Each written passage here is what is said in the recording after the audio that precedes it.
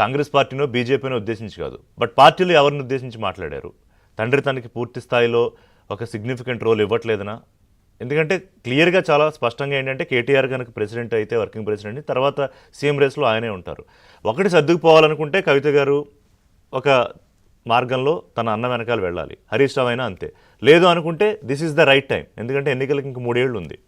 ఎవరే నిర్ణయాలు తీసుకుని ఎప్పుడే తీసుకోవాలి. దానితో పాటు ఇంకోటి చెప్పండి, అంతర్గతంగా జరిగిందనేది. ఎందుకంటే మనమే ఆ చర్చలు, నేనైతే లేను, హరీష్ రావు గారు లేకపోతే కేసీఆర్ గారు కేటీఆర్ గారు వీళ్ళందరూ కూర్చుని చర్చల్లో ఈ లిక్కర్ స్కామ్ వ్యవహారం మీద పూర్తి స్థాయిలో పార్టీకి డ్యామేజ్ అయింది. పార్టీ ఓటమిలోనూ ఎంపీ సీట్ ఒక్కటి రాకపోవడంలో కూడా ఎంతో కొంత అది ప్రధాన కారణం. సో అందుకనే కొంచెం డౌన్ సైజ్ చేశారు కవితని అని. ఒకటి ఇప్పుడు ఎవరు ఎట్లా ఊహించుకుంటే అట్లా ఉంటాయండి విషయాలు. ఇప్పుడు కవిత గారికి స్వాతంత్రం లేకపోతే పనిచేసేది, వారు అనేక అంశాల మీద పనిచేస్తూ ఉన్నారు కదా ప్రజల కోసం. ప్రాబబ్లీ బీసీలకు సంబంధించినటువంటి ఉద్యమాలు అయి ఉండొచ్చు, వేరే అంశాల పట్ల స్పందిస్తూనే ఉన్నారు కదా. కాబట్టి ఇక్కడ ఒకటి గుర్తుపెట్టుకోండి, నేను మళ్ళీ అదే చెప్తా ఉన్నాను. రకరకాల వ్యక్తులు, రకరకాల పార్టీలు, రకరకాల సంస్థలు వాళ్ళ యొక్క వ్యక్తిగత లేకపోతే వాళ్ళ వ్యవస్థీకృత అంశాలకు సంబంధించి ఏ విషయాన్ని ఇట్లా అన్వయించుకుంటానో అట్లా అన్వయించుకుంటారు. ఇప్పుడు బీఆర్ఎస్ సంబంధించి ఇదేదో గొడవ ఉంది, దీన్ని మేము లేకపోతే ఉందని సృష్టి చేసి దాన్ని ఏదో రకంగా వాడుకోవాలనుకుంటారు, కొంతమంది వాడుకుంటారు. అది ఎట్లనే ఉండనియండి. ఎండ్ ఆఫ్ ద డే నేను మళ్ళీ చెప్తున్నాను, BRS party is headed by KCR garu. Working president already KTR ఉన్నారు. ఇటు అసెంబ్లీలో కానీ బయట కానీ అనేక అంశాల మీద కానీ నాట్ ఓన్లీ కేటీఆర్ గారు, కేటీఆర్ హరీష్ రావు గారు, కవిత గారు, అనేక మంది మాజీ మంత్రులు కానీ ప్రస్తుత ఎమ్మెల్యేలు కానీ వివిధ అంశాల మీద స్పందిస్తూ ఉంటే పొలిటికల్ పార్టీ. అచ్చా, నాయకత్వ బాధ్యతల గురించి చర్చించాల్సి వచ్చినప్పుడు ఎప్పుడు చర్చించాలా?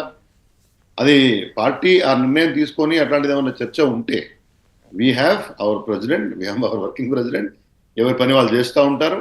ఎన్నికలు ఇంకా సమయం ఉన్నాయి కాబట్టి ఇక్కడ ఎవరికి ఆతృత లేదు.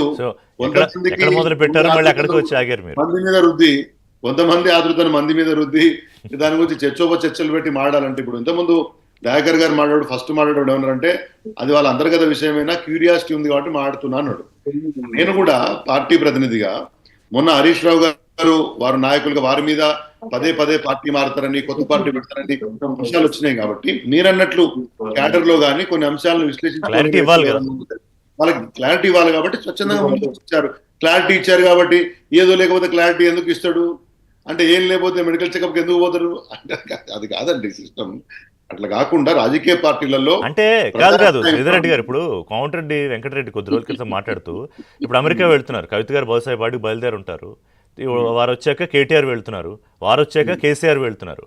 ఈ ముగ్గురు విడివిడిగా వెళ్ళడం మీద కూడా మరొక రాజకీయంగా అది కూడా మొదలైంది. సరే, వాళ్ళు వివిధ కార్యక్రమాల మీద వెళ్తున్నారు, సొంత కార్యక్రమాల మీద, బట్ దాన్ని కూడా పొలిటికల్ యాంగిల్లో చూసే పరిస్థితి వచ్చింది అంటున్నా. రాజకీయాల్లో ఉన్నాం కాబట్టి చూస్తారు, చూడకపోతే తప్పు అంటున్నా.